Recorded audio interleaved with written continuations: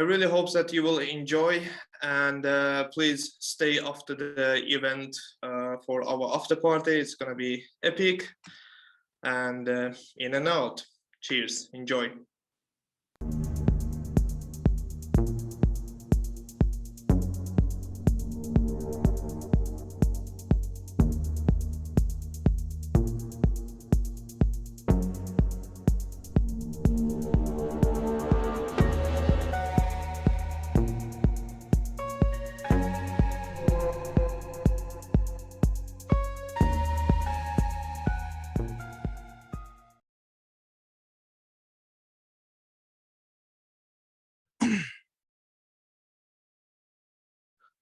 Alrighty, long time no see.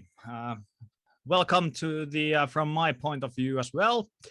Today we are going to have a forensics crash course, which has been made to you by me with love, of course. And as this is the first iteration of this course, there might be some hiccups, so please prepare yourself for those.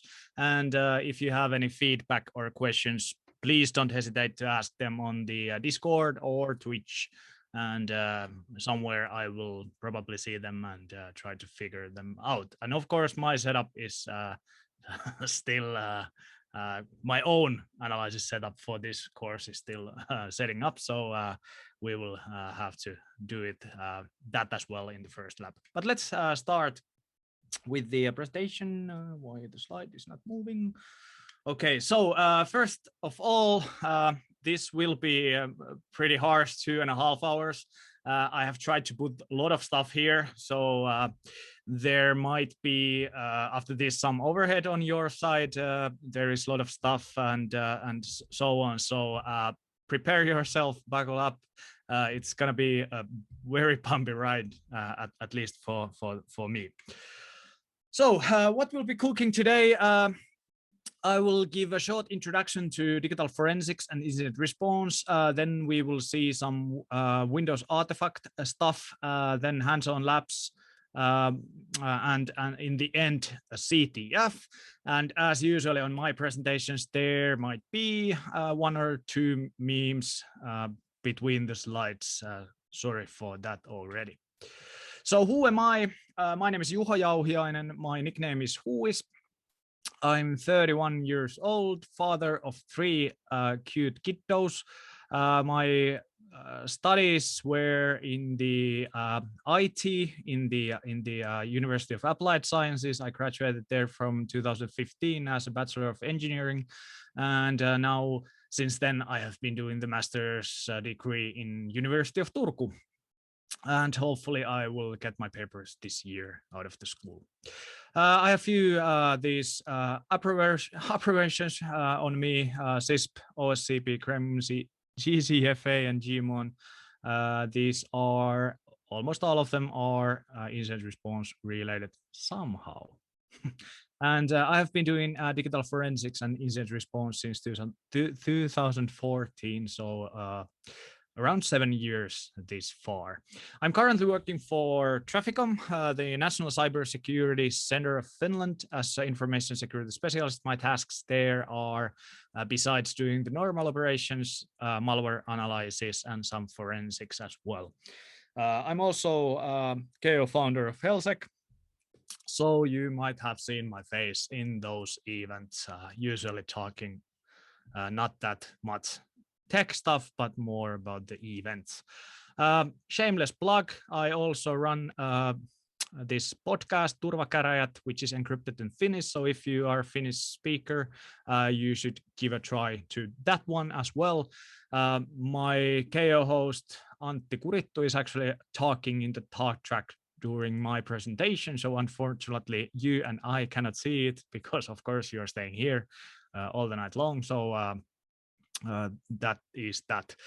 And also this course is actually, I'm planning to make this same course a little bit wider. I will make it a 2 or 3 day course sometime soon, and we are likely going to put it available for the National Cyber Defense Training Association of Finland, which is the MPK-ry, which logo is here. So if you are, I think you have to be Finnish citizen to participate there, but this course will be in a wider level there probably next year, start of the next year. And maybe if we get a disobey someday back to the scene after this horrible COVID-19 situation, probably we will have a course there as well. So let's see. Before Trafficom, I was working for Nixu, which is Finnish cybersecurity company. I was doing their digital forensics, incident response, and malware analysis. And before that, at Elisa, same thing, different title, different company. But for the past 7 years, I've been doing mostly the digital forensics and incident response. The like marketing stuff, and now we can get to the actual stuff, forensic stuff. First of all, a disclaimer. I'm holding this workshop as a person, well, as a private person. So my views or my opinions are likely, well, may or may not be in line with the Finnish Transport and Communications Agency Trafficom. So please keep that in mind, that I'm now speaking as a private person. And this course material also includes malware. So if you are planning to run it somewhere, you probably will harm yourself and also others' computers. So repeating these tasks it's on your own responsibility. I'm not responsible on the actions you are doing during this workshop. So what is the goal? What we want to achieve with this course? We want to get more people interested in the digital forensics and get them going with the technical stuff. So I am not going to make you like super professionals during 2.5 hours, which is, by the way, absurd idea. And but I'm trying to give you some basic level information and maybe something you can work more in the future.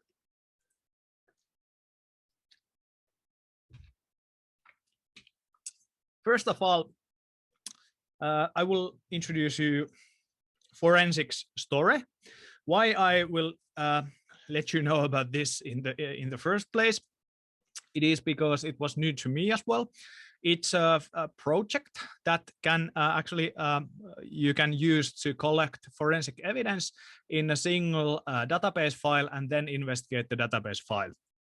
So this is basically one archive that has all the evidence from single machine, and we are going to use it today. So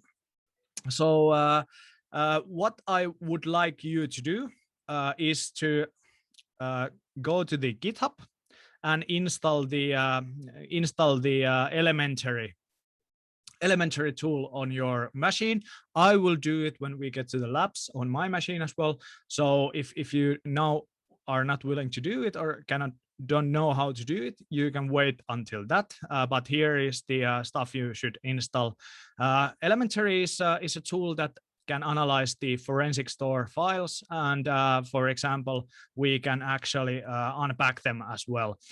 These evidence has been taken out from the machines using the artifact collector, so that's the way we are using the forensic store format in this analysis. And do it now if you want to. We are doing it in the first lab section as well, so together. So if you are not willing to do it now, you can do it then. Wait a minute, I'll open the this one as well, so I can see the questions. So no questions yet. All right. All right. So let's talk about the digital forensics and incident response stuff as well. it's a mystery. I think a lot of people think it's some kind of black magic that people find out the stuff from the machines, but it's actually pretty simple. And it's basically digging, I wouldn't say shit, but it's digging like a needle from a haystack. So you just try to find some stuff from a machine, and the process is pretty straightforward. So if you have any doubts about it, I hope that today you will lose them and realize that it's not a black magic, and it is actually something that everyone can do. So why do we do forensics? First of all, this quote is from Robert Mueller, who was FBI director back in the days. He said that there are only two types of companies: those that have been hacked and those that will be. Well, I don't think so, because I actually agree more with the John Chambers from the Cisco, that he thinks that there are two types of companies that already have been hacked, and those who don't know they have been hacked. So this statement, difference between these two quotes, I think perfectly describes the need of forensics, because the companies are lacking skills of investigating the incident. So there are no people who can find out those incidents and why they are. So basically, in the incident response part, they are going straight from the identification to the remediation and recovery, which is really bad. And that's the reason why we need more forensics in the industry, and that's why a company should pay attention to it. So if you are working on a company or a national level or any organization, you should definitely say that we need this forensics skills in our company as well. Okay, so let's talk about the anatomy of cyber attack. This is actually from Mitre attack metrics.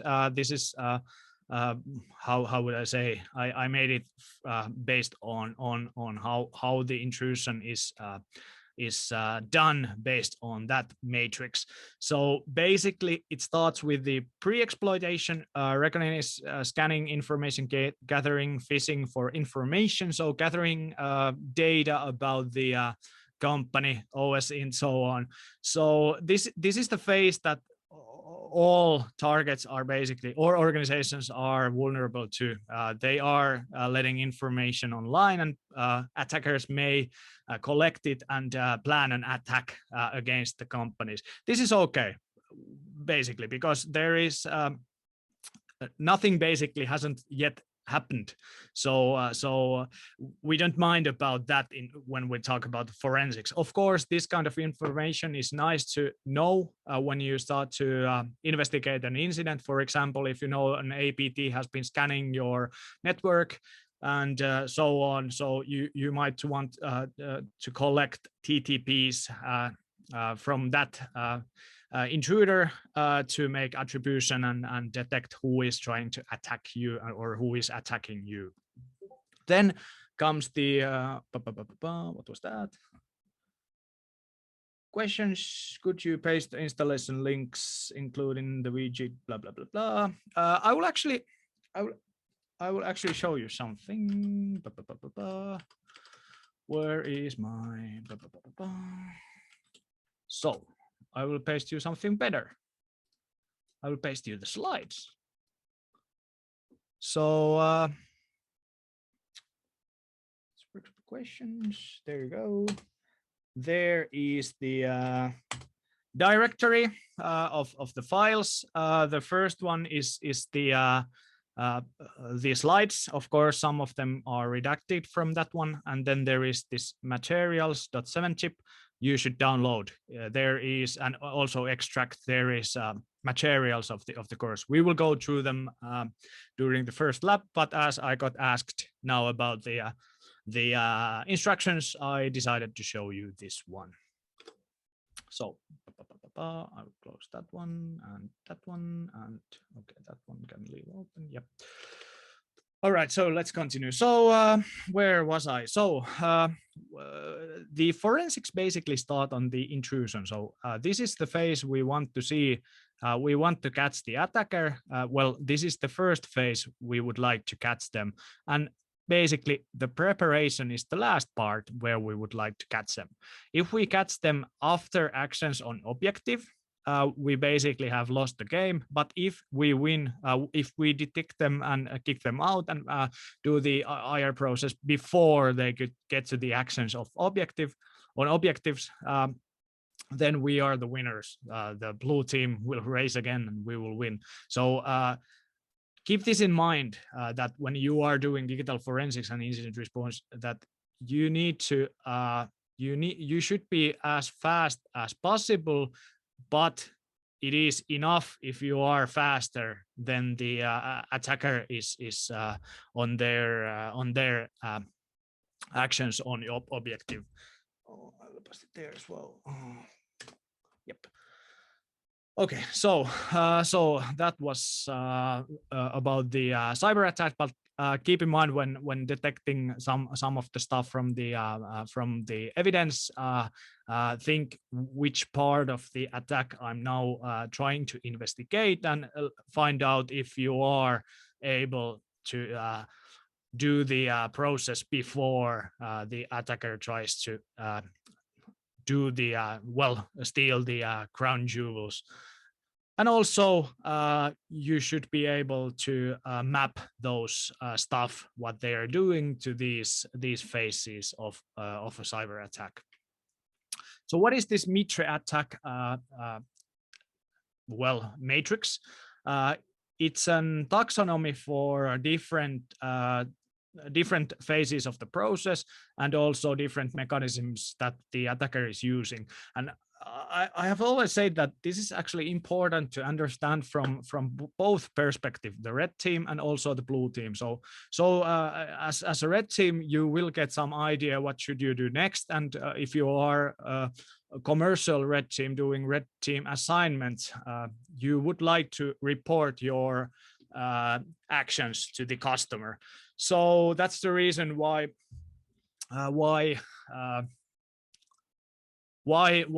you should know this one, and also this would easily make your life more ease when you do the reporting stuff. So you can map your actions to these taxonomy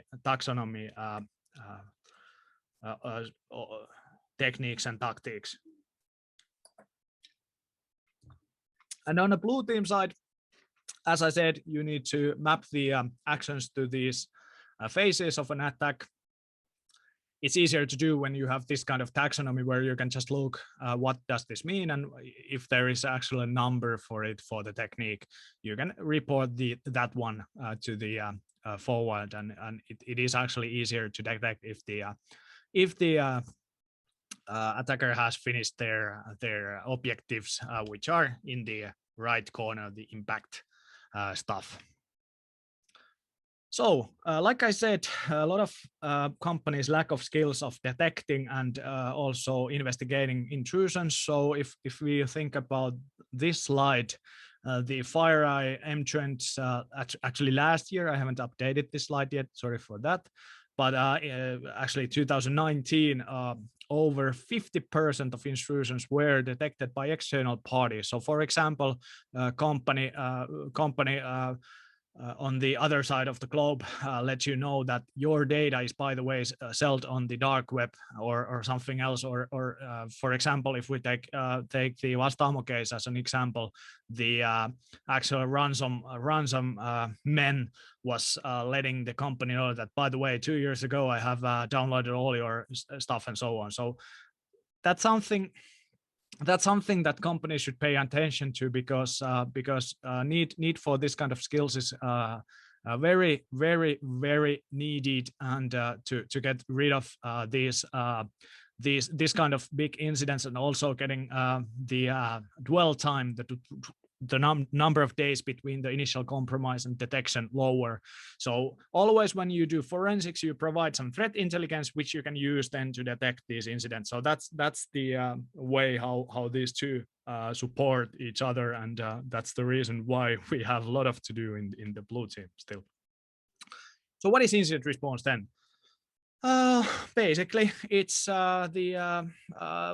it's a process how you rapidly detect and verify incidents and do the loss of destruction and so on and restore the IT services. So basically, you properly handle security incidents and ensure that the business is continuing. Of course, business is a bad word because not everyone works for private companies. So in organizational level as well, this makes the process important.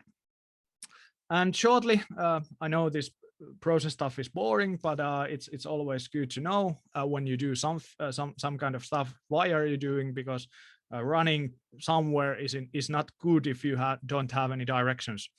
So basically, the IR starts with preparations. Then you identify and scope the incident. Then you contain it, remediate it, recover from it, and then you learn from it. And this is the part where, for example, forensics provides the threat intel consumption, threat intel, which you can then use to detect new incidents and share with other people. And of course, like everything, this is something you people and companies should practice a lot. For example, I have been doing 7 years forensics, and I always keep my own skill set up to date by doing different CTFs and also participating, for example, in locket shields and so on. So if you are willing to become really good in something and you want to upkeep your own skill set as high as possible, keep practicing that thing, and eventually you will get better. I promise. And also take this note to your employees that employers that of course the company should do this as well, because if you don't practice your incident response processes, you will likely get fucked up when the incident happens. Everyone just starts running and nothing will happen, and you will likely do a bad job handling the incident. But where is the forensics in the incident response? Basically, it's there, and it starts there and ends there. It starts there and it ends there. So it is simultaneous process of the IR. So digital forensics goes with the hand in the hand with the IR, and it starts when the actual incident response process starts, and it ends when the actual incident response process ends. So it is continuous process as well, and it might actually end later than the actual incident response is ending, because likely you will get a lot of data and analyzing that will take some time, but you need to be able to provide some kind of good understanding what has happened during the incident, so you are fast enough in containing and scoping the incident. So whack-a-mole, it's a game, and how does it relate to the forensics?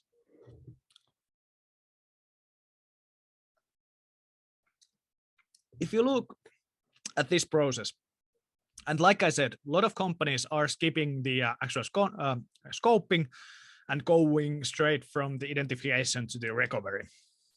If you skip the scoping, you will end up playing whack-a-mole against the attacker. If you don't scope, you don't know how they got in. You know they are in, but you don't know how they got in. You don't know what kind of persistence they have on your network. You don't know which computers are infected by the attacker. You just know that, for example, if you saw an incident on one machine, you don't know if there has been lateral movement and the attacker has gone wild in your network and compromised multiple systems. So if you don't do forensics, you will end up playing whack-a-mole against the attacker.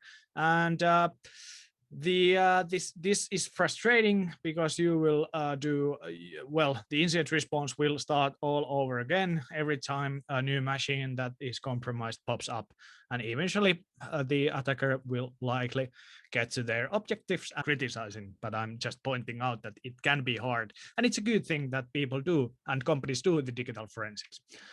But let's talk about the forensics workflow. Basically, first, when you start doing the forensics, you need to gather evidence.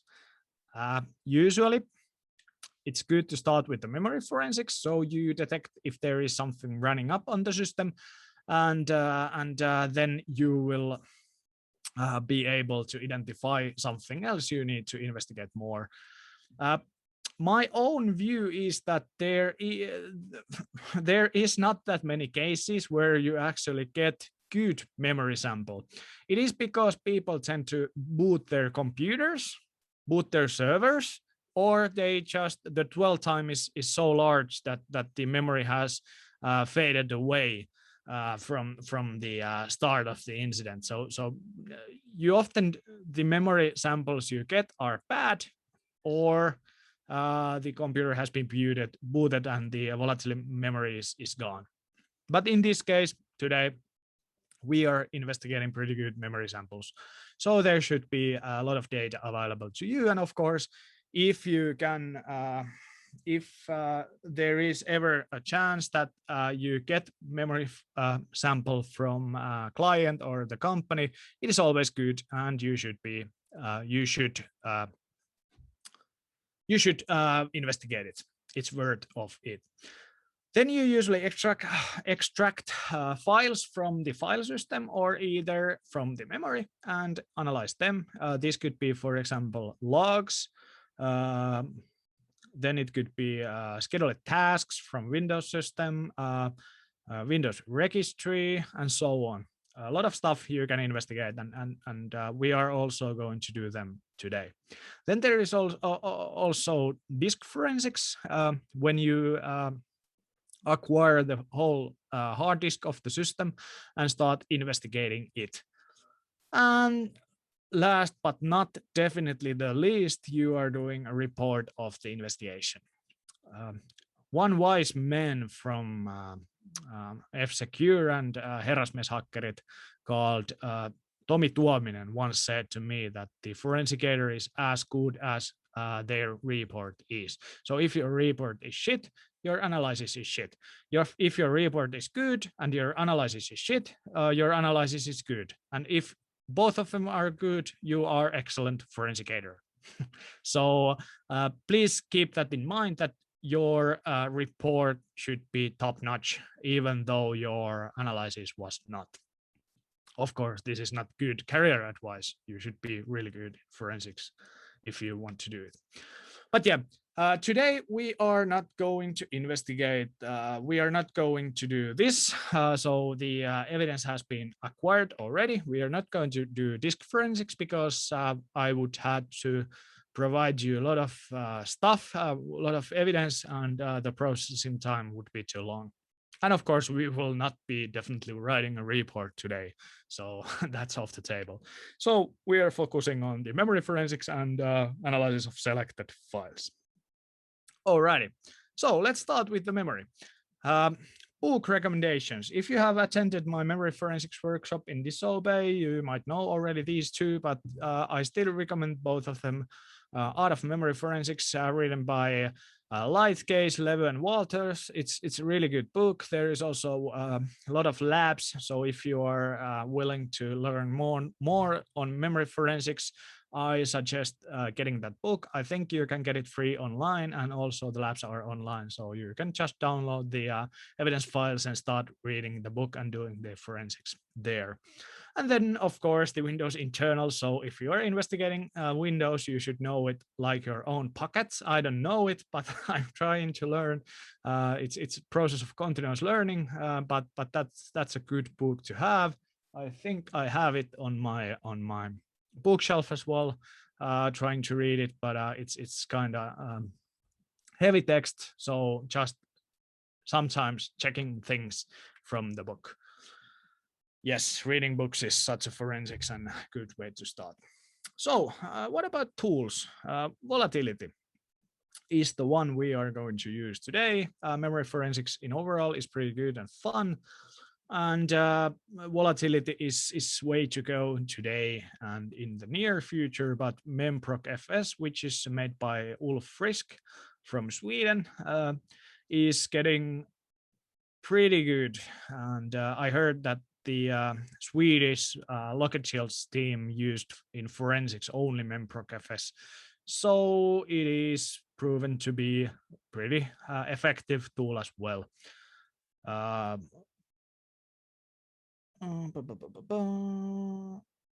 Okay, I will answer that one later.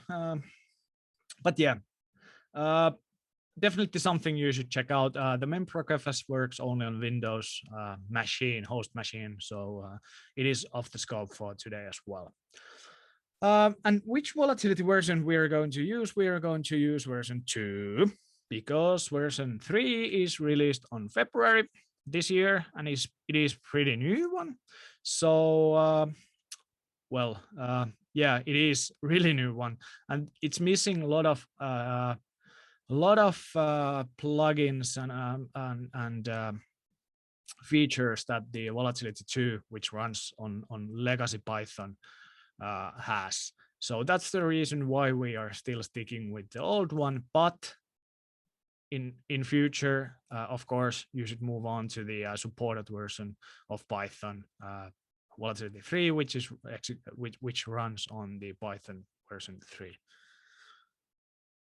And then about the recall, which was a pretty good memory forensics tool before, it is discontinued, so it is not anymore supported by Google. So it should be also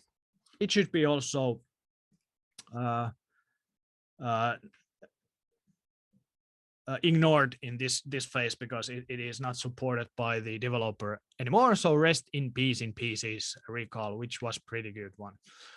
So why would we forensicate memory? What can we find from there? We can find a lot of stuff: Windows configuration files, the files the user has opened, a lot of secrets the user has, configuration files, so on, running processes, including malware, network stuff.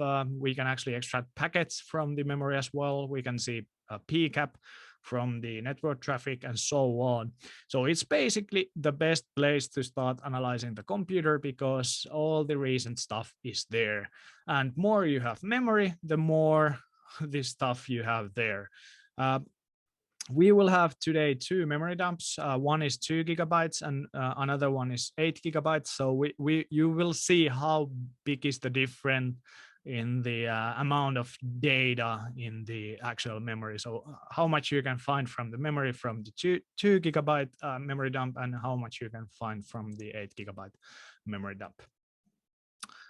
Oh, then there is this term fileless malware. Why I'm putting it to quotes?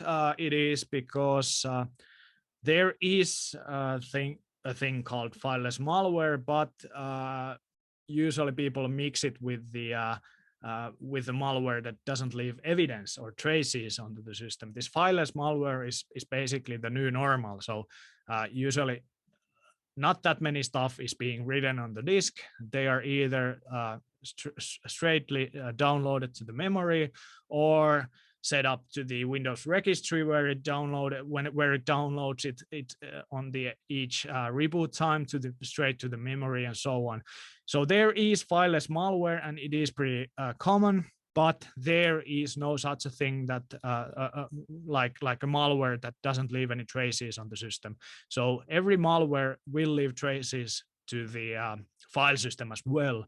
So there is basically, well, of course, if you write it to the registry, then it will get written to the registry Hive files on the system, which we will talk later on today more, and so on. So I'm arguing that this kind of totally fileless is not possible and usually there is also downloader files that download this malware and so on. Of course, some shellcodes that keep being injected straight to the memory can be considered as a fileless malware. But let's not argue on that one more. We have a few questions. Let's see. So you can use Kali Linux for the actual workshop part. Yes. I think I will present the tools we are using. You can install them on any Linux Unix system.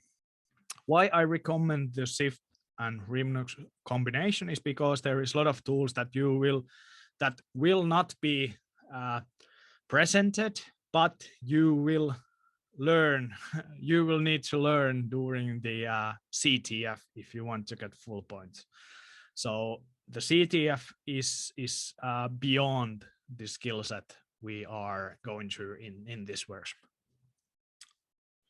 Even though we don't do, can you point on some material to learn more? I can do it later on, but in the course I'm going to give later on, there will be a questions and part as well. But I will point out some tools that you can use for that as well, and how you should do it.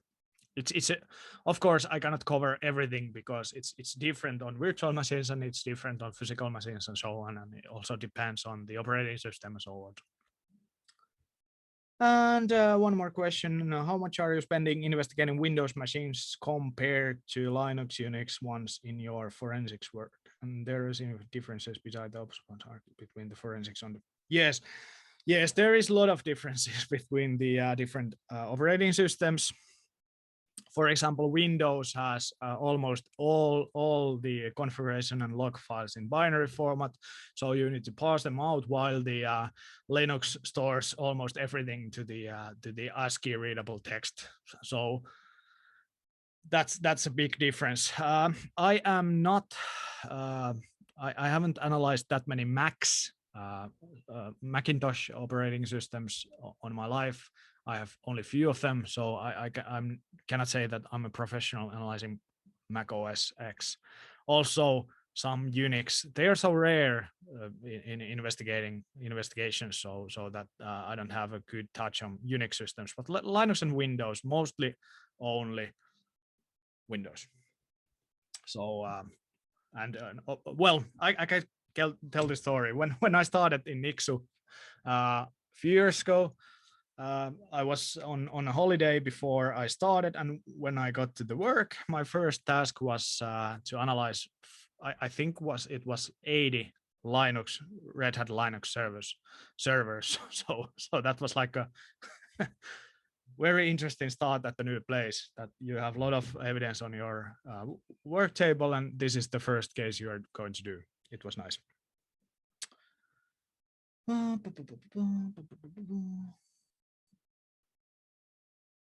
Yep. All right.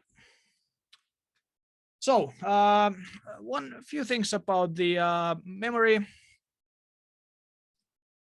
About the memory structure, there is the thing I want you to understand about the memory. There are two different address spaces. There is the physical address space, which is the actual address space of the memory. So how it is in reality in the memory in blocks. And then there is virtual address space, which is the address space of the software. So basically, if you have a program running, this is the address space they know and they use, and this is the physical address space where they are in reality in the memory, and this is information that only the system knows.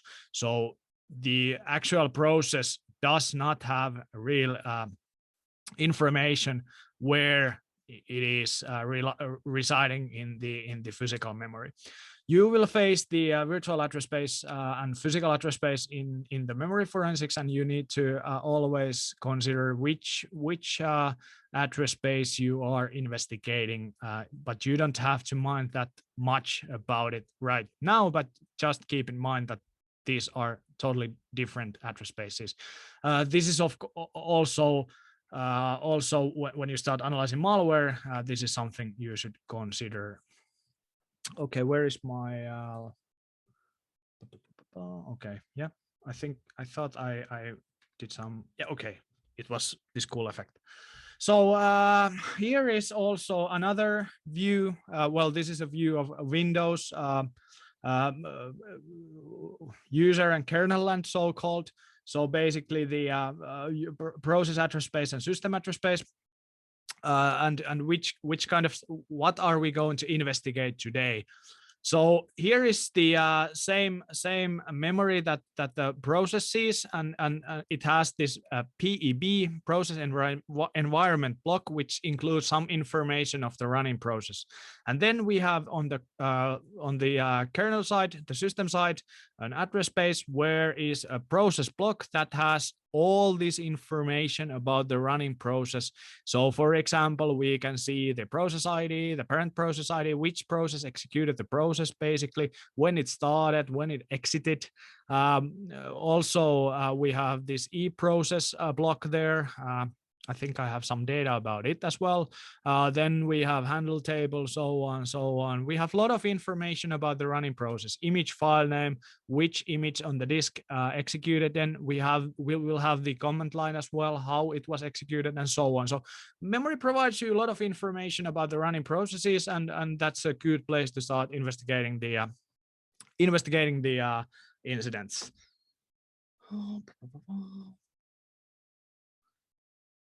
Yes, Windows subsystem for Linux also works on Flare. Okay, Flare. Okay, yeah. Well, if the Flare is the host and the WSL2 is SIFT, then yeah, it will work as well. I have also as a backup system the WSL2. Yep. And so this is also what the EProcess block has. So it basically has a lot of information of the running process, the objects handled on the handle table. So for example, if a process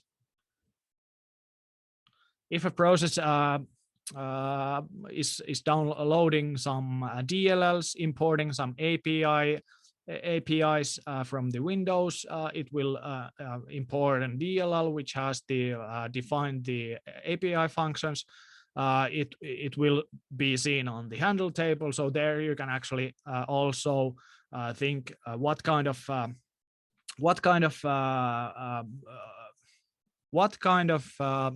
functions the malware, for example, has if it imports some crucial Windows DLLs for API calling. Then you will see the security identifiers and privileges the process has in the EProcess table, and also threats that the process has. So a lot of information can be found there. Also some TTPs that can be found from the memory. If you analyze it, you can find some PowerShell execution. For example, let me see. So you can actually attackers can abuse some PowerShell executions. Like I said, the fileless malware stuff, you can usually find it from the memory dump. You can extract the actual commands and see the download, for example. So it is pretty good place to start investigating this kind of incident. Then you can see if the attacker is trying to bypass UEC from handles, for example. If the process is running on higher level, then it should you can see it from the memory as well. Then of course persistencies. In this case, Windows services, you can detect the malicious services from the memory dumps and analyze how they were made there. And of course, you need to later on fulfill your investigation with other evidence files, like the ones you can extract from the disk or from the memory. So these are examples you can find from the memory. Then there is, of course, these in-memory attacks only, which include shellcode injection. If you are not aware of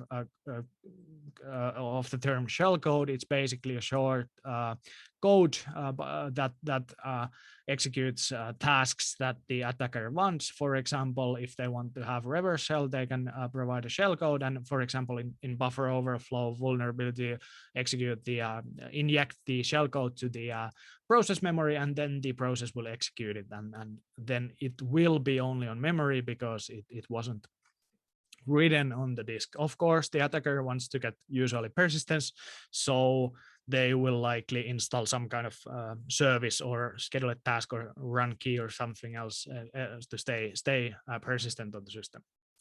Then reflective DLL injection. So basically, an exe loads on DLL, and you can actually change how and where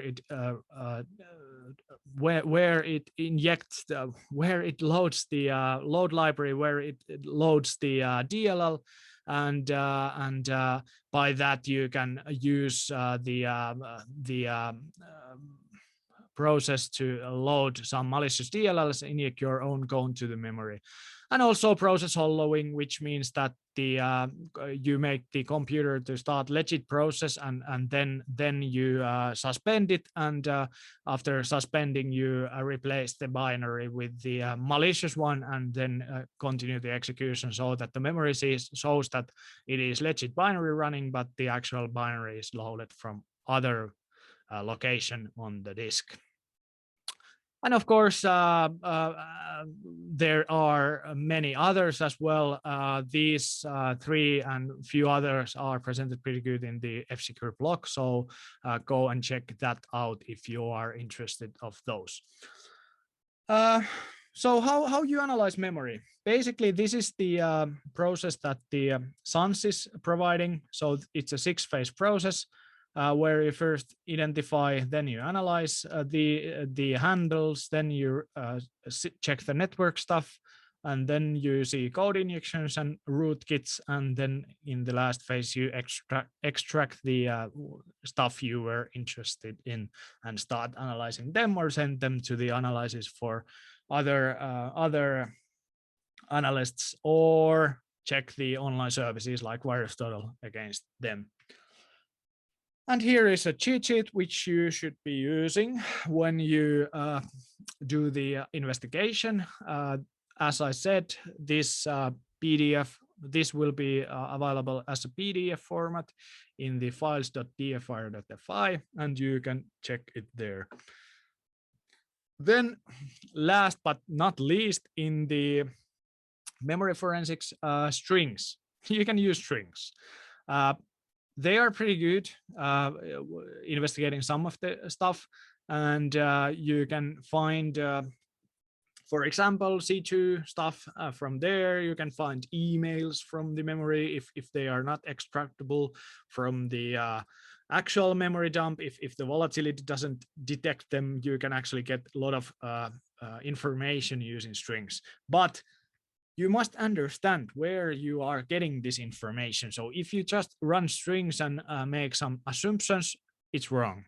You can use the strings to fulfill your investigation. If you know that this kind of stuff have happened, and for example, know part of the string that is, for example, part of the command that has been executed on the system, but you cannot see the what the computer what the output of the comment was, you can potentially use strings and grep to get it out of the memory. But remind that you need to have the context always when you're doing this. This is not, you cannot just do strings and say that you are a forensicator or a reverse engineer. You need to do more analysis, and then you can fulfill the analysis, or you can, of course, you can make hypotheses on the strings and then confirm it by investigating the memory other way. So it's time for action. So let's start with the memory dump. Let's see. Blah, blah, blah, blah, blah, blah, blah. Where is my Remlux? I have Remlux here. I do not have shift yet, but I think I have volatility here. Yes. So I will go and download the, can I close that one? Yes. Yes. So I will as well go to the files.dfr.fi. By the way, I hope you can see my screen well. I cannot see this one.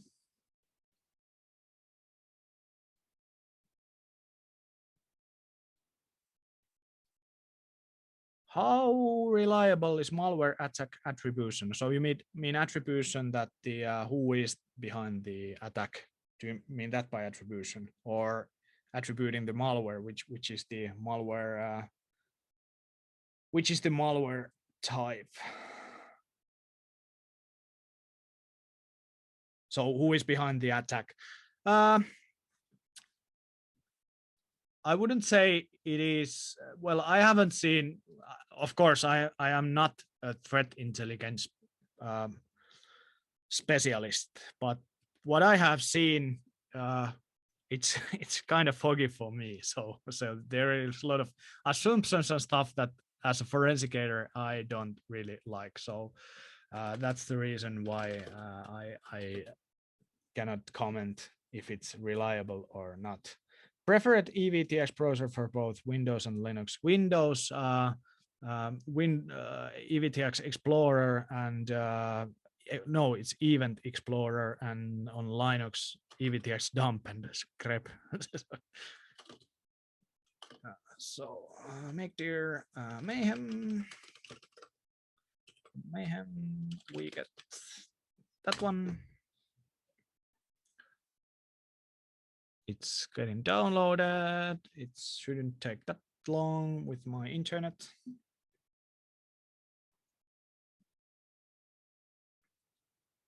Yes, it's good.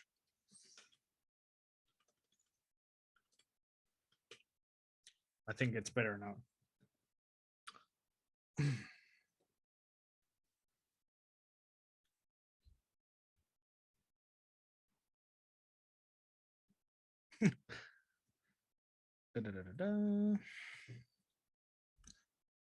So as the processing time would take a lot, I have already run some plugins against the memory dump, and you should find them from the 7-chip.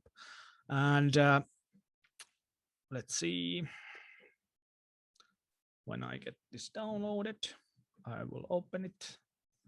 Next, I need to extract it. And boom, boom, boom.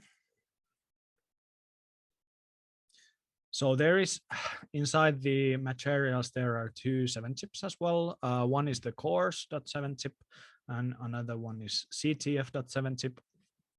The CTF password will be shown on my presentation on the last slide, and it will be open 24 hours after this workshop. And winners will get some HealthSec swag. So and I will announce the winners tomorrow on my Twitter after I have checked the competition. By the way, if you have any problems with later on with the CTF, you can contact me on Discord, and I will try to solve them out. So we have these files, and then there, I think this was for the course one, and we can open it one. And this will take some time because there is this kind of large mem dump. This one is 2 gigabytes, and the one in the CTF, it will be 8 gigabytes. So that's the bigger one, and then there is a lot of other stuff as well. But these somehow relate together, and hopefully you will find out the story as well. Just a second, my kids are probably coming.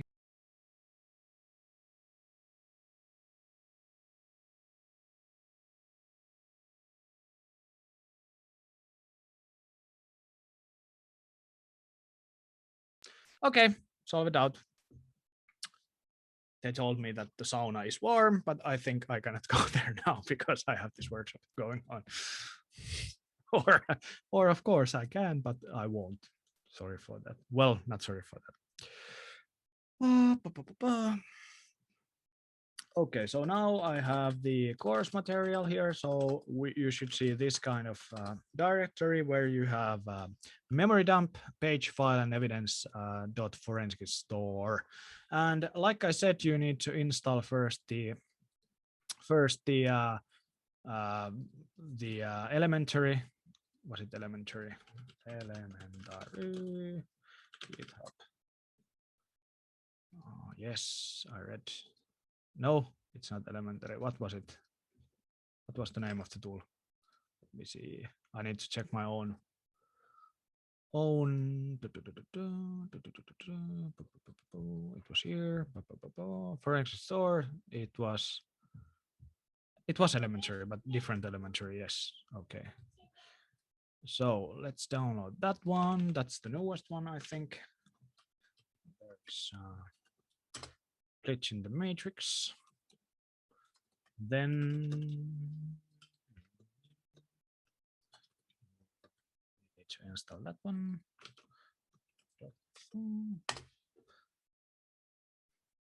And then we should have the elementary tool on our system.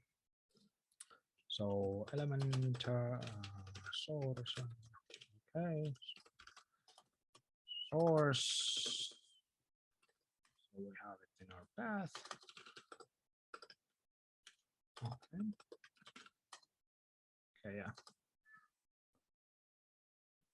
Okay, so it's installing it right now.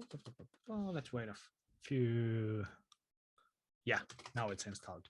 So basically, what we want to do first, we want to what was it? Unpack the evidence.forensic store so that we will have all the necessary information there. And I will now open another tab. Put here font as well, because I'm leaving that on the background. And then on the memory directory, we will have a lot of plugins, like the basic ones executed already, and you can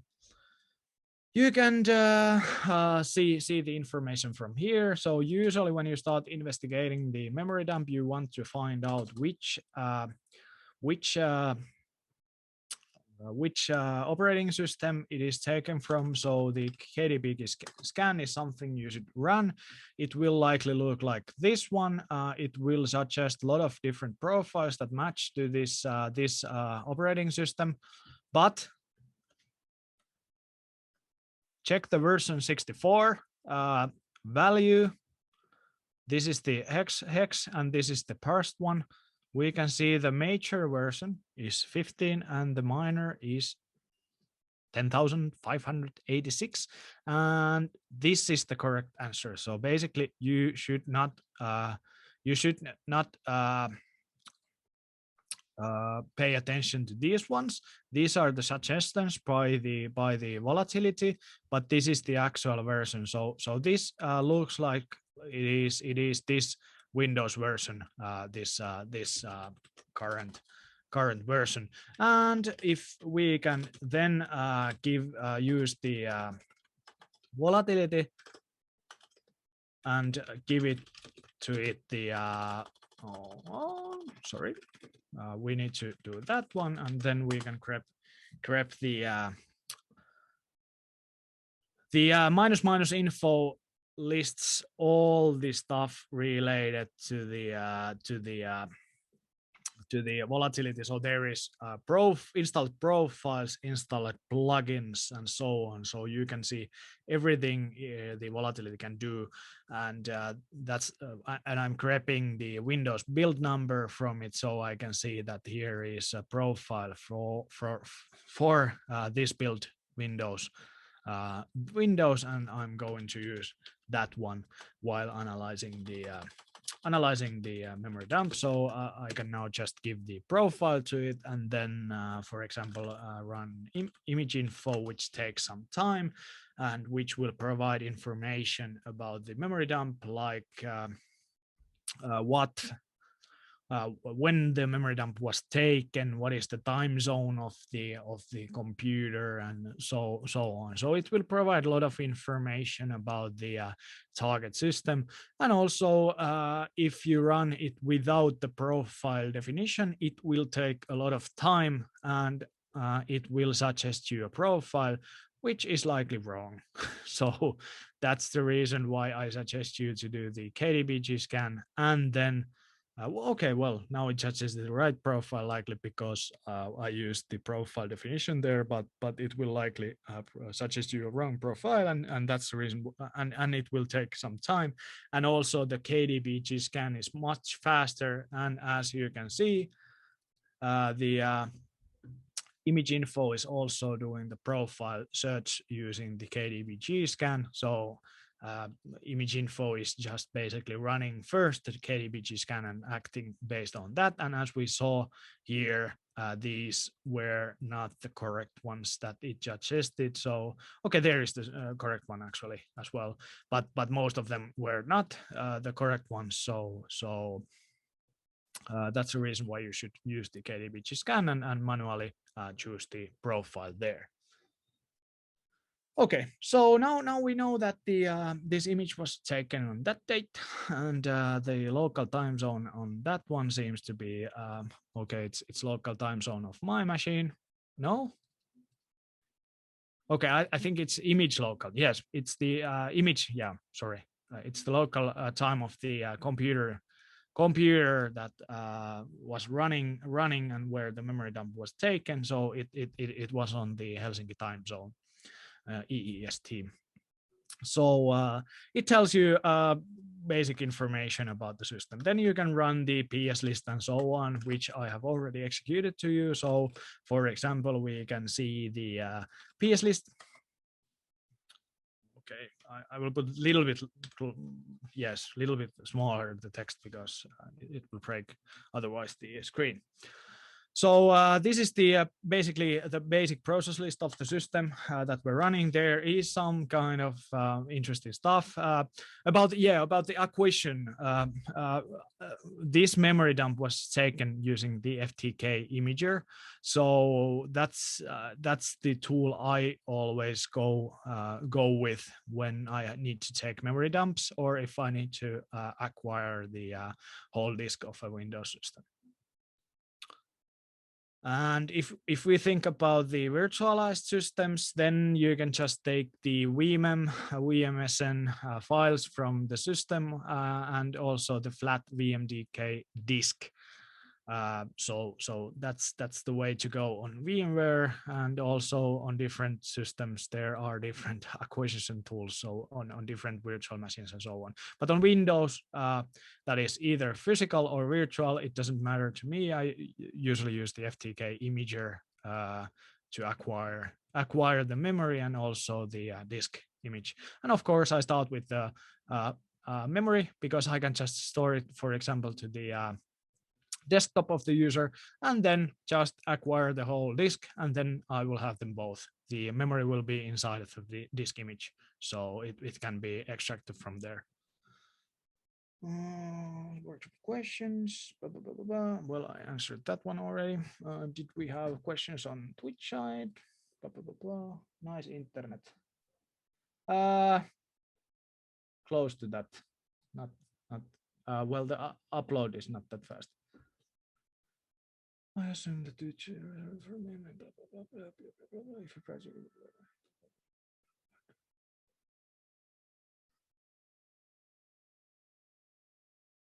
okay, nothing special there. Then if we see the process list, we will see another stuff that should be interesting to us as well. For example, the dead.exe, which is somewhat suspicious and something that we preferably would like to investigate more.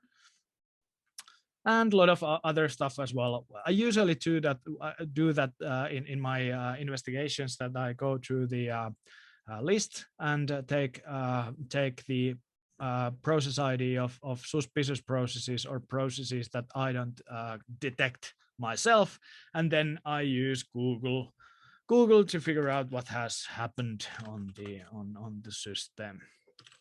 Then we have PS3, which is the process tree, and we can here see that I'm not actually sure what this U9 is and why it's here. It seems that the memory is somewhat broken on this system, so no idea what's that, because the timestamp as well is showing something that is not current. I'm not sure if this has something to do with the memory compression, as the system had only 2 gigabytes, so it might be somewhat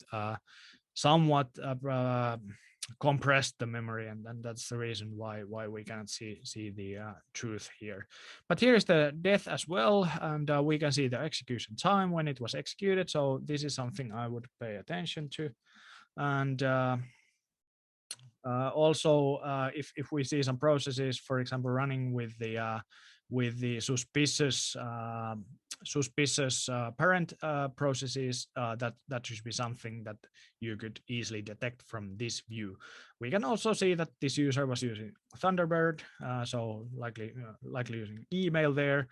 Maybe something can be figured out from the emails and so on. So that's something we should investigate. Microsoft Edge, okay, that's weird.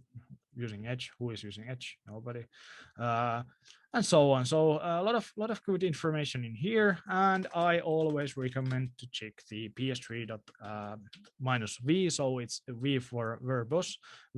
So it will show the command lines as well, and also the paths of the actual file. So if you, for example, in process following, I think you should see here the actual process path, not just the used path in the execution. So we can see that det.exe is executed under DocuSign directory, which actually is suspicious. If you have investigated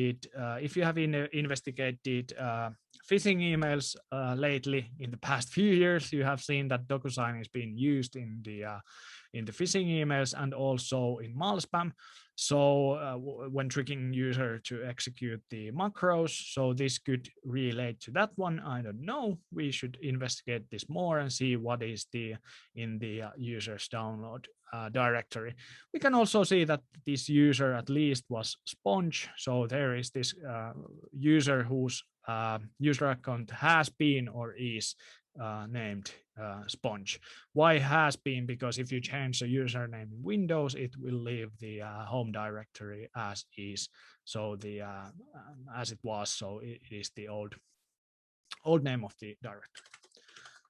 Then we, if we move on, we would like to see the handles. So in this case, we were interested about, the PS Scan as well. I forgot that one. So let's see the PS Scan. So this should this plugin is searching for the this is searching for the EProcess blocks from the memory. So it will detect the processes that are trying to hide from the actual from the actual process list as well, that are hiding or that has been already faded away and stopped, exited. So it should find those as well. So here are a few exited processes, but I think all of these were in the PS list as well. And as we can see that here is the U process which timestamp was fucked up, so it's not here. So as I said, I think it has something to do with the memory compression, that the as this PS Scan is working while it looks for the EProcess blocks. A few questions in case others, well, it's a comment, in case others had trouble running elementary in Ubuntu 18.04, complaining the glibc.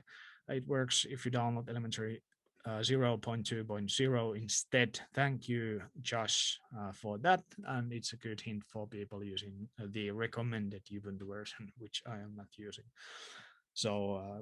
do that instead of downloading the latest version. You can see it from the releases page of the GitHub. Kimmo is asking if this is a simulated real-world case, as we have DocuSign malspam. Yes, I have used a lot of tools and tactics that I have seen in the past months in the field. So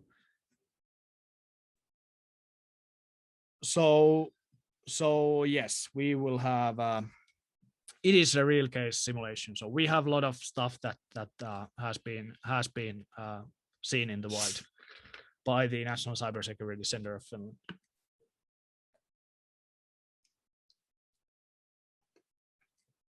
And especially in the CTF. So there is a lot of good stuff. So the debt was the process we were interested in. So I would say that in this point, we should focus our investigation more on that one. So we are grabbing that process ID from the handles, as we are now looking for the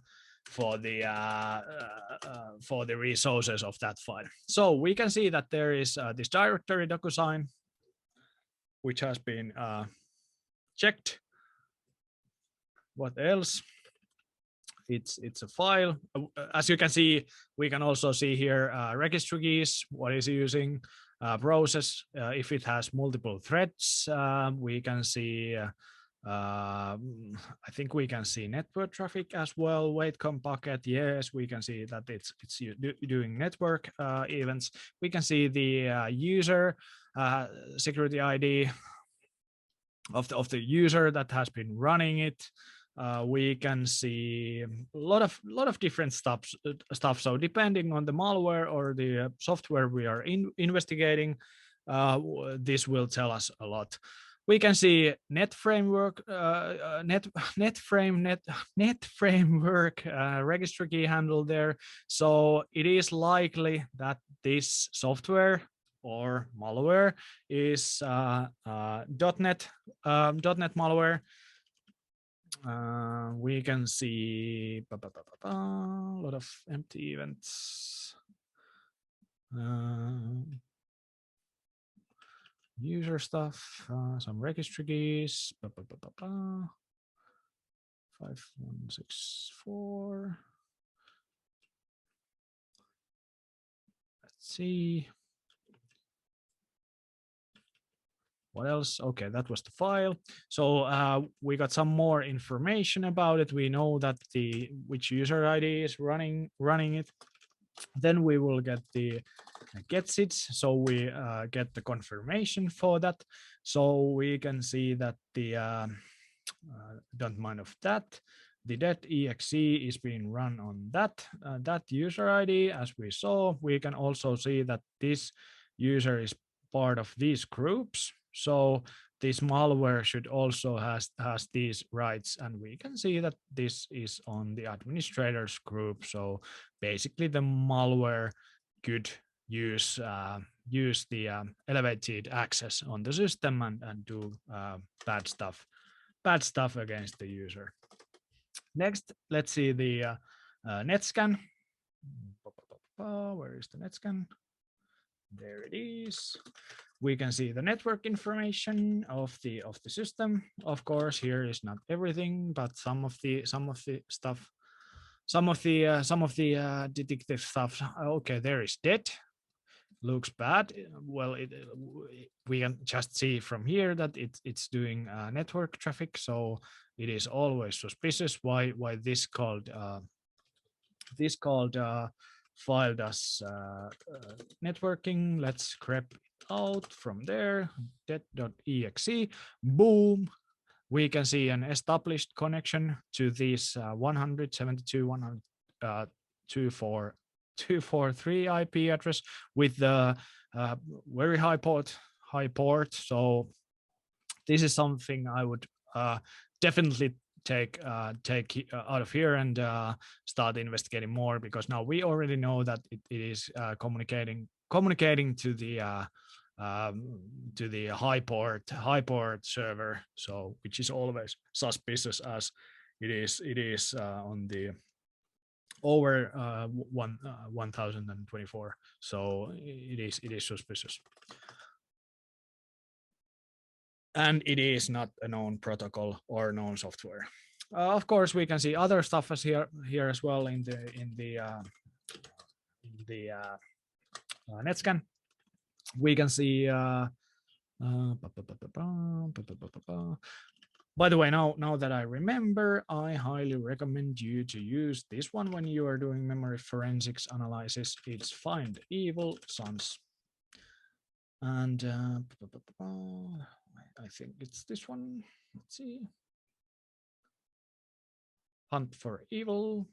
Oh, size. Too weak. Lateral movement, blah, blah, blah. No, it's not this. No, yes, it's this one. Sorry, it was the first page. I think it was in the older version, vice versa. The second page was the process tree.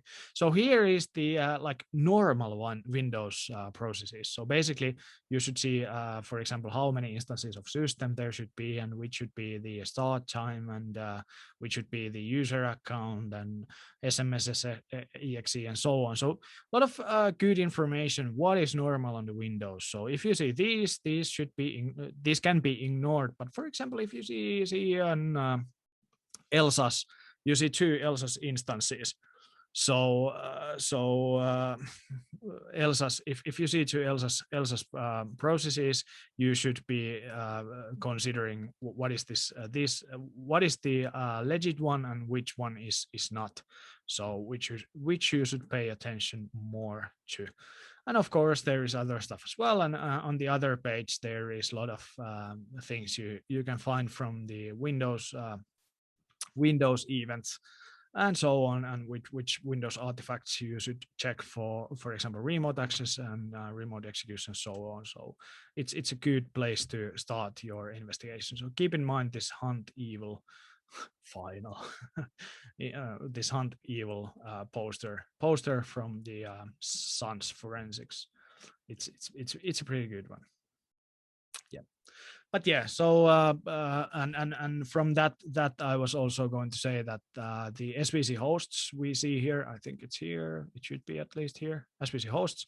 So there can be as many as possible. So it is not it is not surprising that we have SVC host, but if you see SVC host without any command line, it is super suspicious.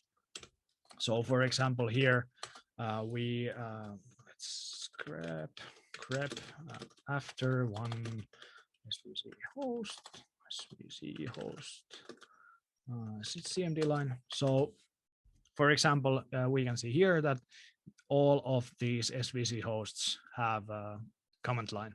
So they have some arguments given into the SVC host exe. So please keep that in mind that if you see SVC hosts without any arguments, it's super suspicious and should be always investigated.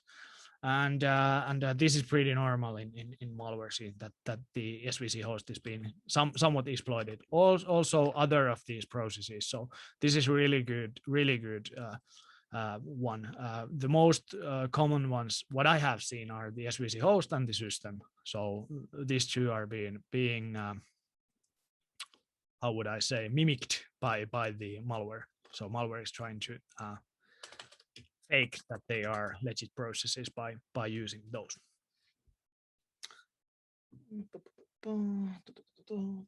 Let me see, I'm checking the time as well. So 1.5 hours gone and we are almost in the halfway. So I think we need to continue with this one. I will show you one more thing before we continue. So from here, so I will skip the number 4 and 5 in the process and go straight to the extraction. So we can dump registry hives. So I have dumped already them from the memory. So here is the registry hive files from extracted from the memory. You can use volatility. It's the there is this registry.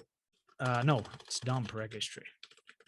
dump registry, and it needs dump directory as parameter. So you can use, for example, output, and then it will take some time and output these files there.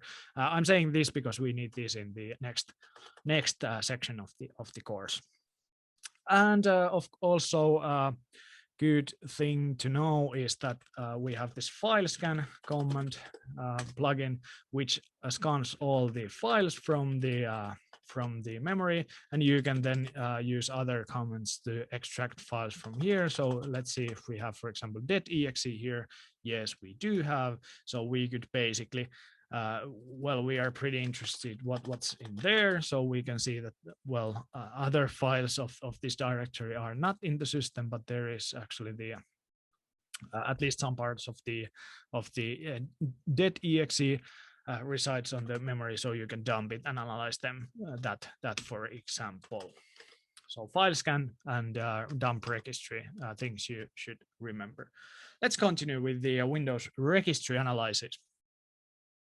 So I think all of you have seen this this registry editor at some point of your life. Of course, if you are hardcore Unix or Linux user and haven't seen Windows for years, this probably doesn't look familiar to you. But you should at least know that this exists in the Windows. So basically, in Windows, we have 5 registry hives. We have the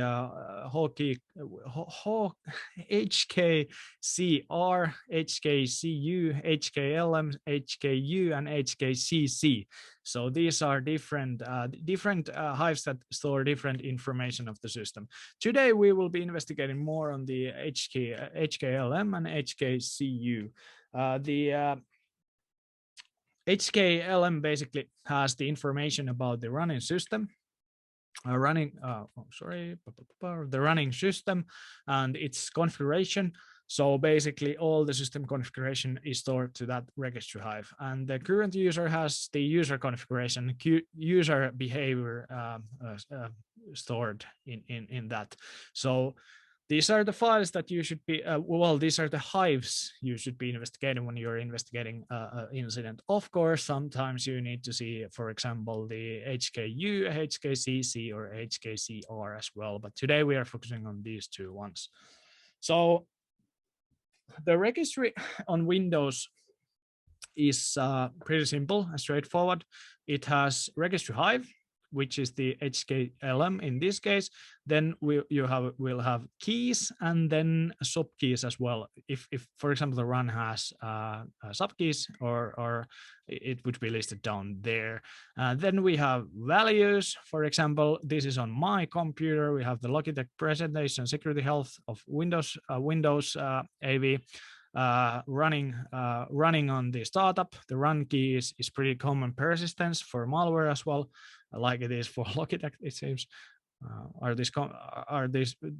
Do these two mean the same thing? I don't know, but yeah, the Logitech presentation, which by the way I'm using right now, is being executed during the startup as well. And you can see here is the value type. So it has multiple different types, and then of course the value. So if you're executing the binary from somewhere, you can use this one.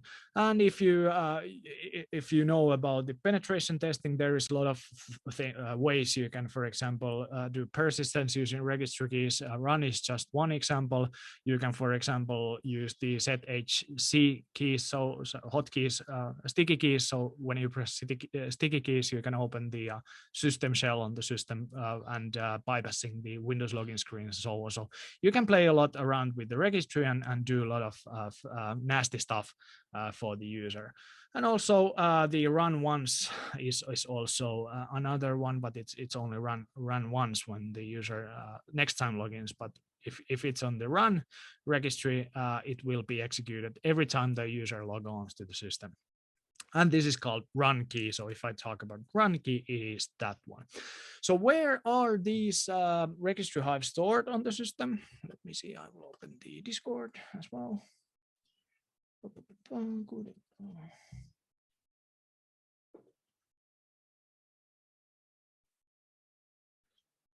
Any good tools to do forensics for boot sector malware?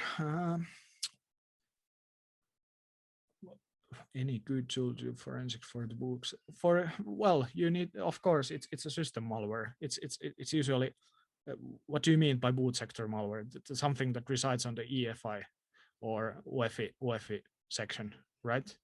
So basically, you need to extract the malware there, and then you can investigate it with the normal tools. It is code like any other virus as well.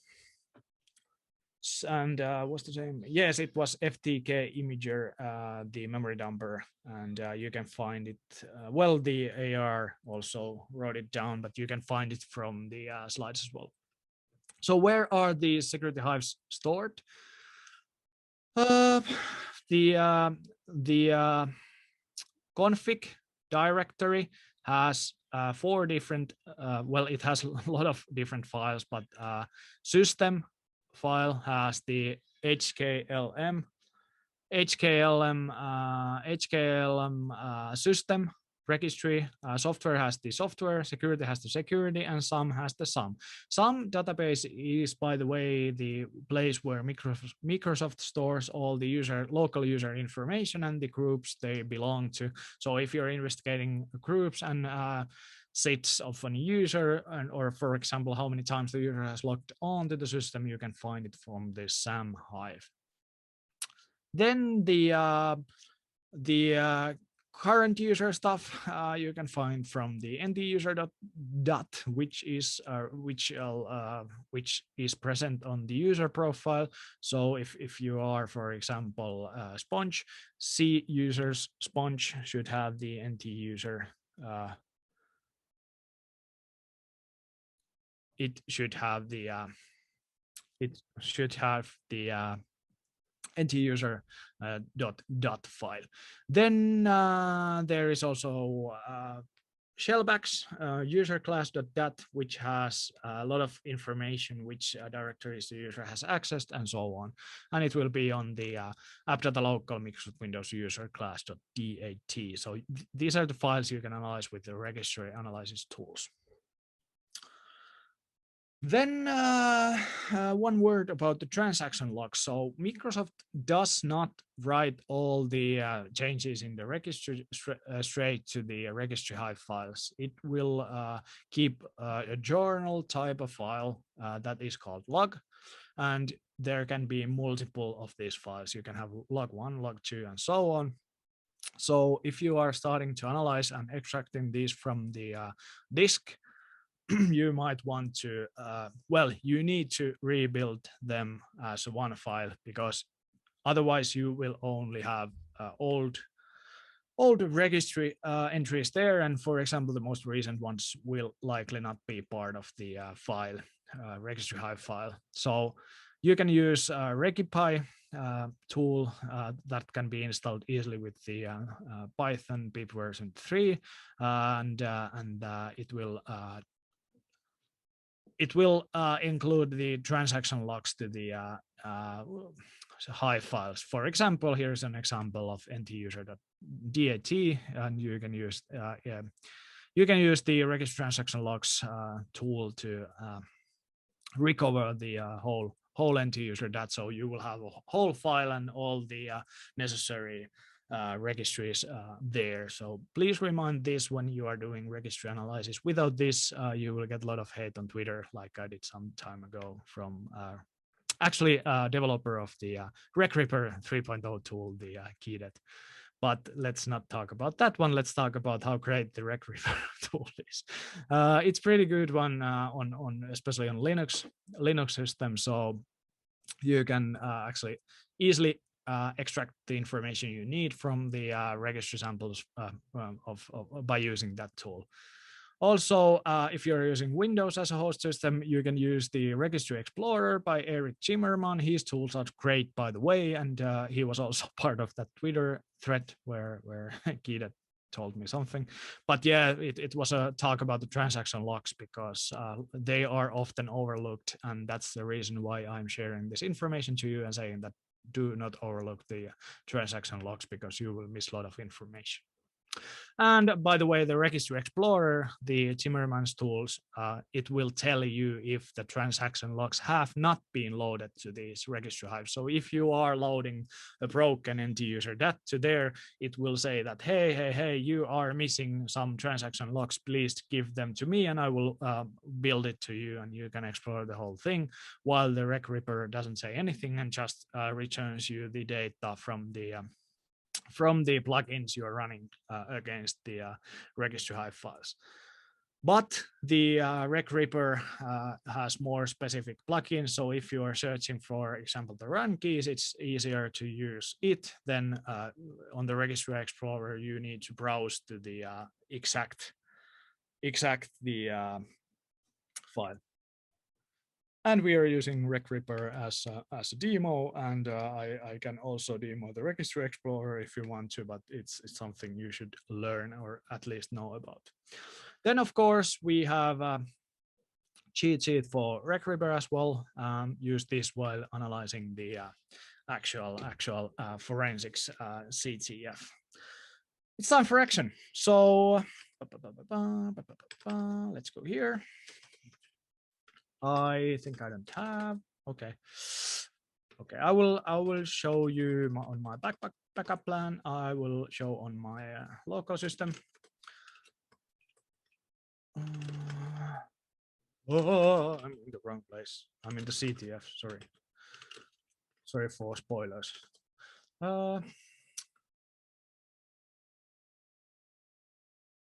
Yes. So I think I have this system is I think this is this is the newest long-term support Ubuntu with the Shift and Remnux tools installed on, and this is WSL system, WSL2 actually. Any opinion on Timmermans Cape or Timeline Explorer? I will put larger font here as well. Just a second. Yes, no. Yes, I do have opinions. Cape is awesome. I like it, and Timeline Explorer is not that great.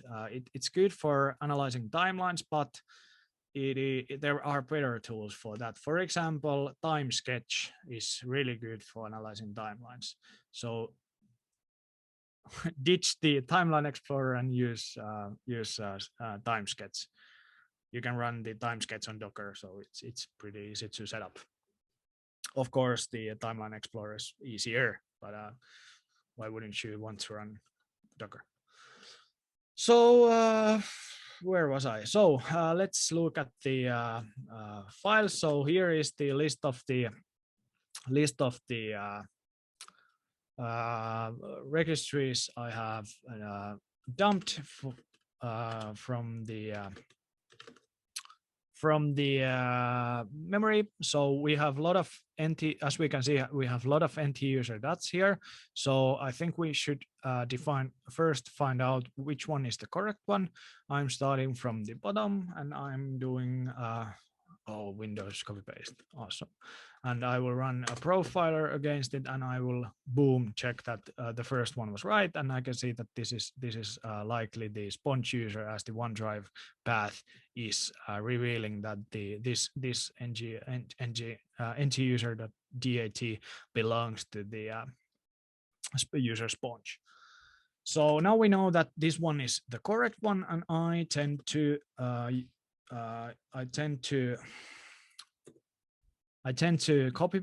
copy this one to remember it. So I will do this one.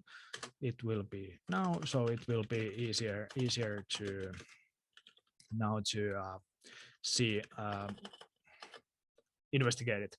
And one thing you should remember about the Rec Ripper, it's the -C-L, which will list the all the plugins, and then you can nicely just grab the things you want. Grab with I, so we don't care about the how it is written. Is it lower or uppercase? Case insensitive. case insensitive, yes, and then sort numeric, so it's alphabetical order. And now we can see which tools are available on the to run against this end-user dot. So first of all, we could see, for example, the run key. If we have any persistence by the malware here, we can see that we have some Windows malware, OneDrive installed on the system, which by the way comes with the Windows, I think automatically, but you can, I think you can remove it. And nothing else here, only OneDrive related stuff. By the way, it is not that uncommon to mimic, to hide your malware by using some kind of OneDrive related stuff. And also it would also be kind of misleading to investigators. So if you are thinking of hiding malware, OneDrive is pretty good place. And if you are a forensicator, please pay attention to, for example, these binaries, if they are actually OneDrive or not. So that's one thing to check when you are investigating. Then, for example, run MRU. So we can see, the Windows run dialog. When you press the Windows button and R, you can run. You would see here what the user has typed. Word. It's the what is the? It's the word will query. So it's the if the user had used the Windows, what is this called? The Windows, to press the Windows button and open the Windows menu, this one. And if you search there, those searches would appear on the word will query as well. So this is pretty cool to see what kind of stuff here is. So if the user had used WinChip, or if the user had used WinRAR, we can see these. So as we can see, here is nothing. Let's see other stuff as well. 7-chip would be nice. I'm sure if there is a plugin for that. 7-chip there is. Let's see if there is anything on this user. 7-chip not found. Okay, so this is actually looking from soft. Yes, this is what was it here as well? Let's see the 7-chip. Yes, it's using from an end user. So here was no entries about the 7-chip on this machine. We could see recent docs if the user has opened any docs. I think there is some problems with the these. Well, of course, here is something, but there are some problems with the with this small memory dump, as the these hives might not also be in their full size in the memory. So if you are making memory forensics challenges, please remind to put at least 8 GB memory for the virtual machine next time.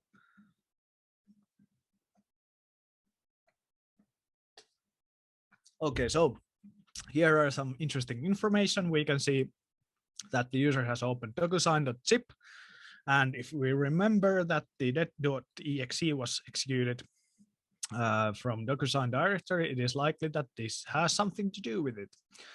Then there is this us.txt, which is also interesting file. Then we have info@ylilauta.org. Why would they have that one? Yes, Coca-Cola is very obvious.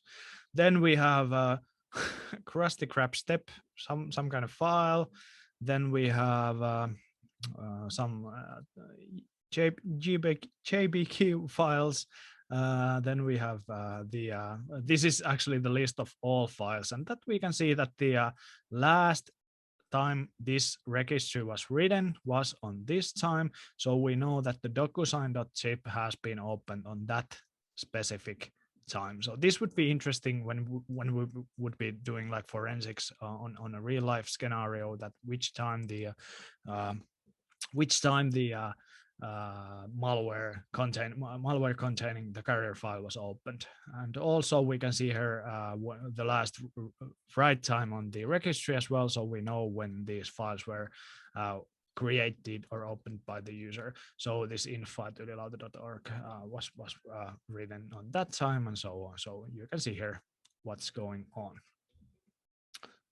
Alrighty. So let's move on to the SAM hive. Let's see. I'm pretty sure this is broken, but let's see.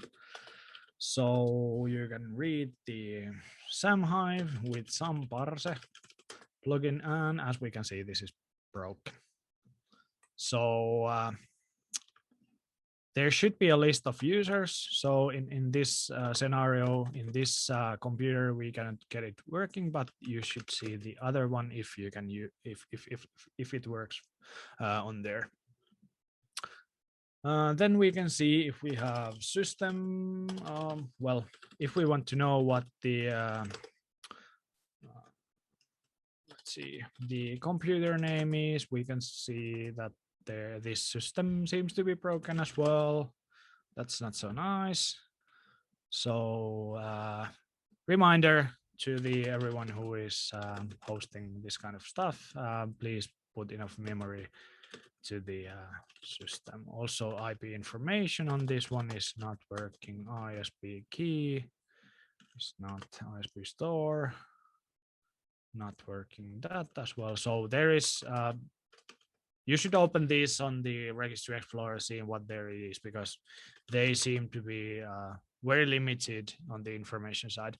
But remember that the on the CTF, it is very likely that this will work because it has more memory. So keep this in mind, and always use the secret hacker tool Google to find out what different stuff means. Then a few words about the prefetch. Let's see how much I have time left. Okay, so we have been here almost 2 hours soon. Okay, so prefetch. Prefetch is a Windows component that's purpose is to catch files, catch information about executable files, so that next time they open up, the actual opening time will be faster. So basically it speeds up the execution of software. So on the first execution of a software, it creates the prefetch file under the system root prefetch directory, and the future times it will use them to speed up the process. The prefetch file also has a list of referenced files, so and directories, so the places the executable is touching or handling, accessing. I think modifying or accessing, I think, are the right terms for that. So you should see there a lot of information about the binary execution, and make analysis what the binary has done on the system. For example, if Word opens a document file, you should see on the prefetch file the docx file as a reference file.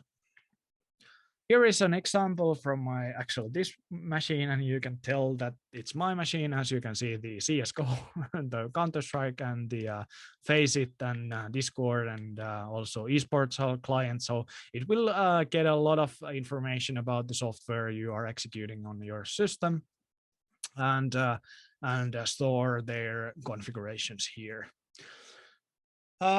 You can parse these files either by using this kind of Python script, which I found actually yesterday from GitHub. It is working on Linux, so you can parse these prefetch files on Linux. You will get a little bit limited information about the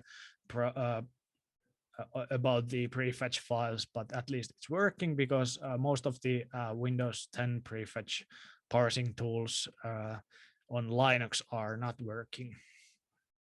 They work on previous Windows versions like Windows 7, but I think Windows 10 is prefetch is requires some kind of special DLLs for execution. I don't know how this guy has or woman has made this or whoever has made this Windows 10 prefetch parser.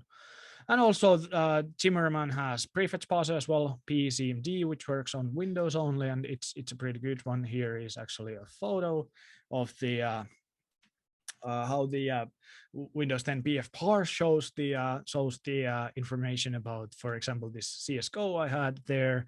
It will show the run count and run times when it has been executed, and also on the PCMD side, it will show a lot of more information, and for example, the information about the resource files and resources directory. So the files that it has accessed on the file system. So time for action. I think we might even want to skip this one, as I had the screenshots. So we have the basic idea of the prefetch files. Of course, I can show you the well, I can show you the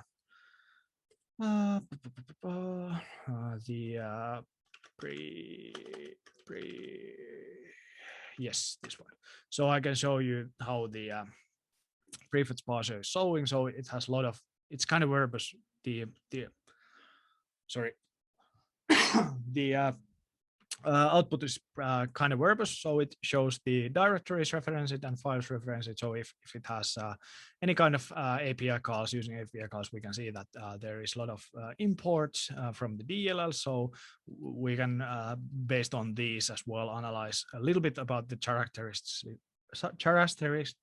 of the file, that what it does. So for example, if it is importing some of the Windows DLL files, we can, for example, assume that it's using internet connected stuff if we see some of the known Windows DLLs.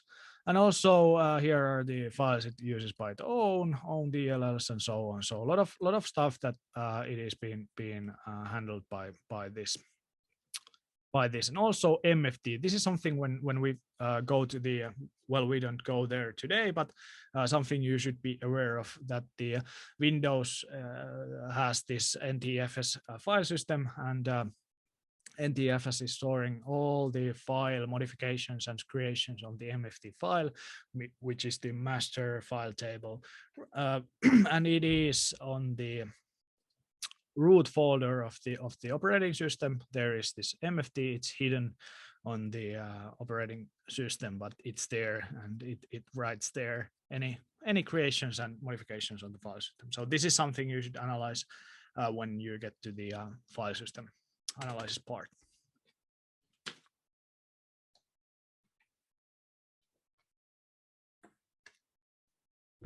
All righty. So let's continue with the Windows event files. Windows EVTX.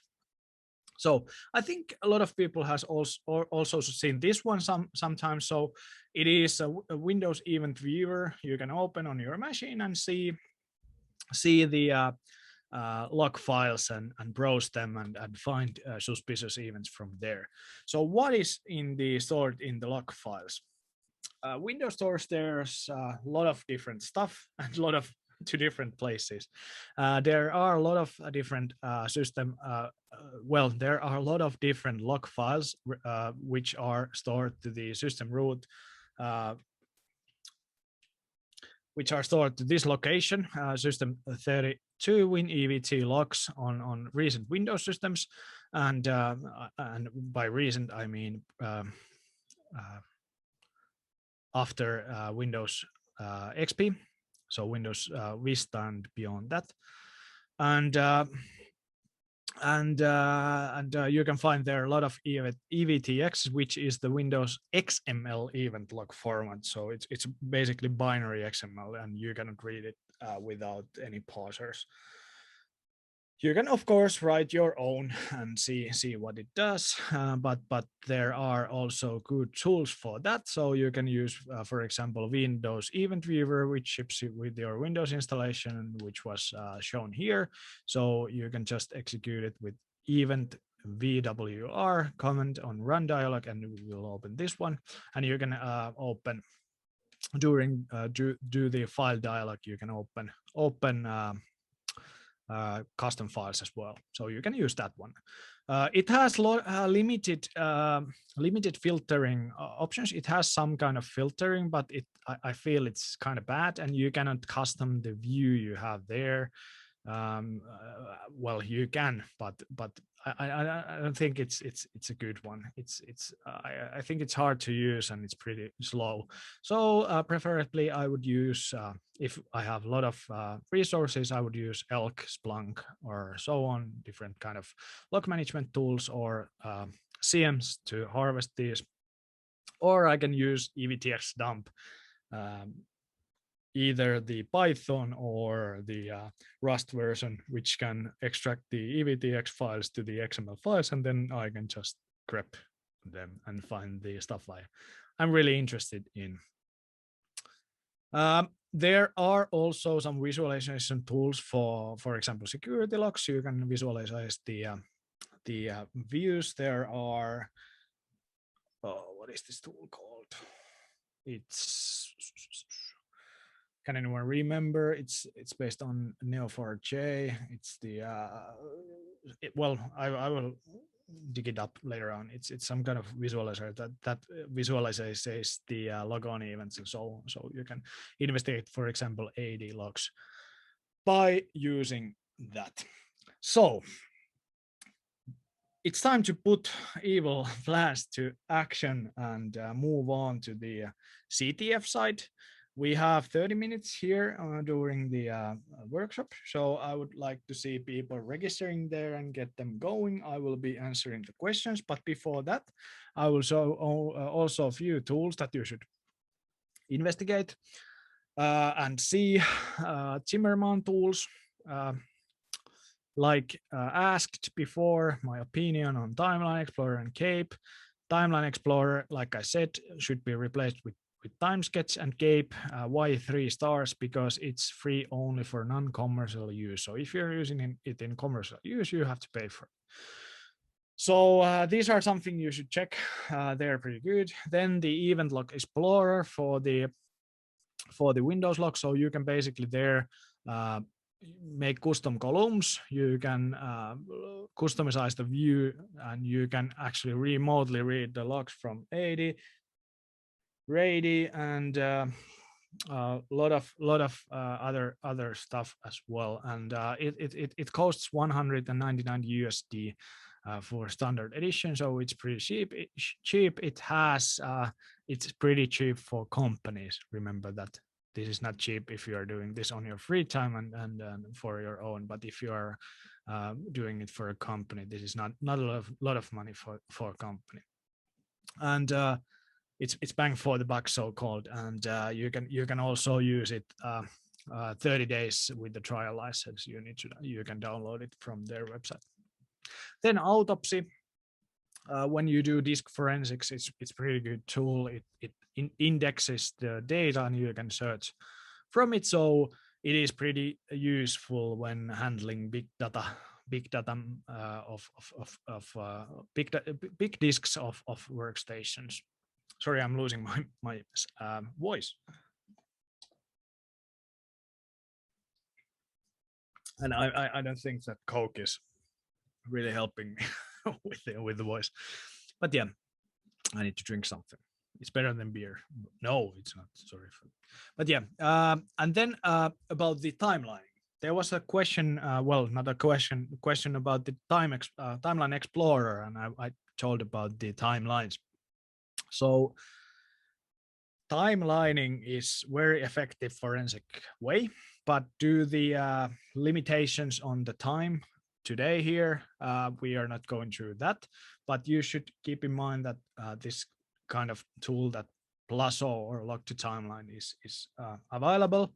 and you can actually run it against a disk image, and it will parse out everything on the disk. Well, not everything that has been written parser to the Pluso.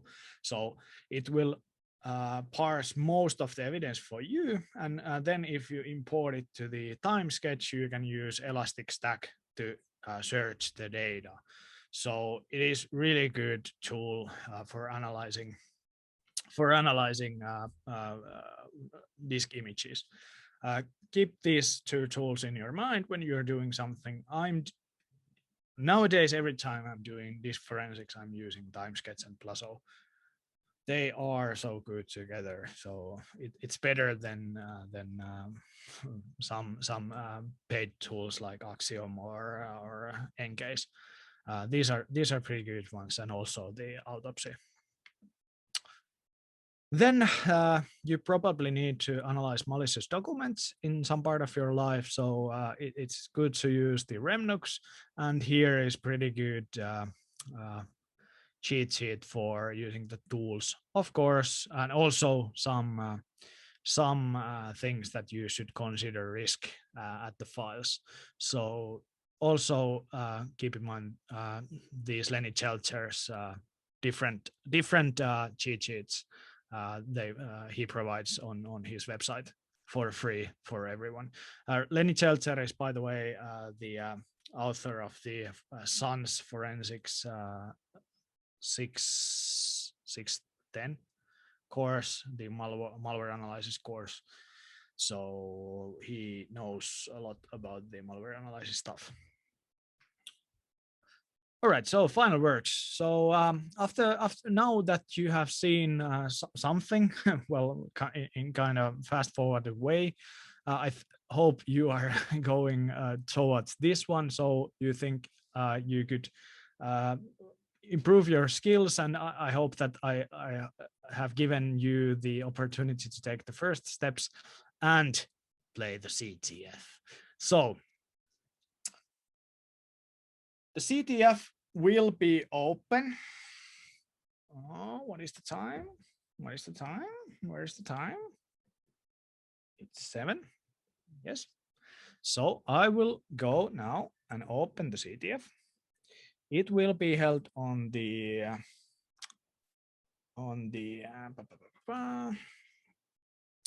mayhem.dfr.fi. You can register there. If you have any problems, tell me. I will go and open it right now,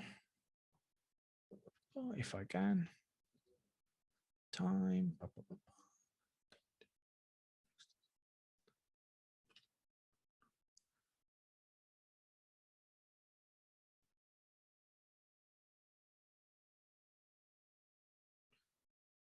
Okay, so let's see. Challenges. Yes, now it's open. So it's time for a CTF. And you should be able to solve almost all of the tasks by using just the tools and stuff I told you in the past few hours. A few rules. Do not hack the CTFD platform, please. You can brute force the answers, but you have limited times of limited number of answers available. So I think it won't be helpful to you. Collaborate, do it with your friends, go to the Discord, chat with together, share knowledge, find out the solves, and have fun. That's the important one. And the best 3 players will be awarded with the Hellsec swag. And of course, I will try to get some MAYhem swag to add that package as well. And I will announce the winners tomorrow on my Twitter account. And yeah, and please, when you register to the CTFD, please use an email address that works, because I'm using that to contact you after the if you finish on top 3 places. You can use whatever email account you want there, because the it doesn't check if it works. But if you want to get your awards, please use one that works properly. And here is also the password for the evidence. It's Krusty Krab Yummy, so the CTF.7 zip should open with that password. And please let me know if you have any problems with the CTFD or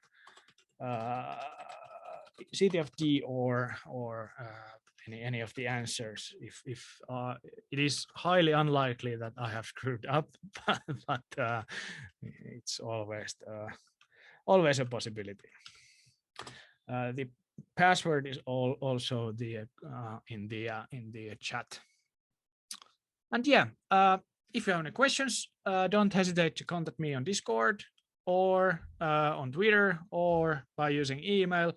There is also my work email. So if you have anything related to National Cybersecurity of Finland, Center of Finland that you want to ask, if you want to report something, please use the official ones. But if you have anything you want to contact me in the matters of us, or if you are thinking of applying to us, I can answer your questions if you want to. And also you can use my HealthSec email, who is at healthsec.fi, but the best one is Twitter or the Discord.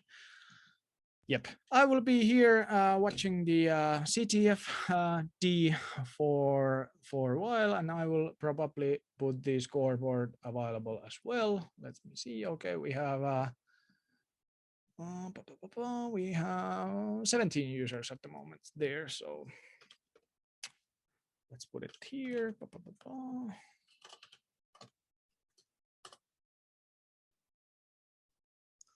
Yep. So here is the current situation. So we have had it. It's going pretty good this far, and we have the most points is on Joona. Good job, Joona. All right. Yep. But the scoreboard is also public, so I will post it to somewhere so you can follow it as well if you want to.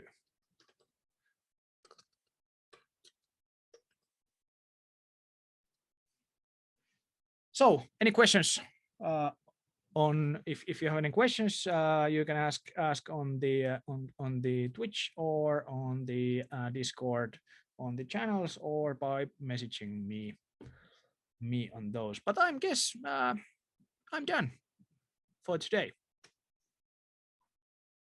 Thank you very much for joining the workshop, and hopefully you got something out of it.